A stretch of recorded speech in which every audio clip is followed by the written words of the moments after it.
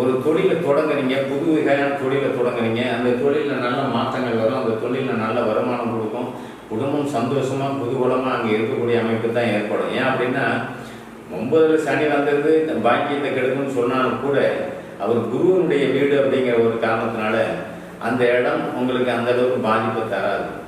9ஆம் இடம் அந்த அளவுக்கு பாதிப்பு அங்கே தராது. 8ல் ராகு இருக்கிறது தான் கொஞ்சம் நல்லா இல்லை, எப்பயுமே மனக்கலக்கத்திலேயே இருப்பீங்க. எது செஞ்சாலும் எல்லாமே நடந்துட்டு இருக்க நல்ல முறையில் இருந்தாலும் திருப்தி இருக்காது. உங்களுக்கு ஒரு திருப்தி இல்லாத மனநிலை, அது பாட்டுக்கு கேஷுவலாக எல்லாம் போகுது. எல்லாமே என்ன, பிள்ளைங்க படிக்கிறாங்க, வீட்டை கட்டுறீங்க, இடத்த வாங்குறீங்க, எல்லாமே கேஷுவலாக நடந்துருக்குது. இருந்தாலும் மனசில் ஒரு திருப்தி இல்லையே. அப்போ அந்த திருப்தி இல்லாத நிலையை உண்டு கொண்டவங்க 8ல் இருக்கக்கூடிய ராகு அது 2ஆம் இடத்தோட தொடர்பு கொள்வார் இல்லையா. 8ஆம் இடம் சனியினுடைய வீடு இல்லையா.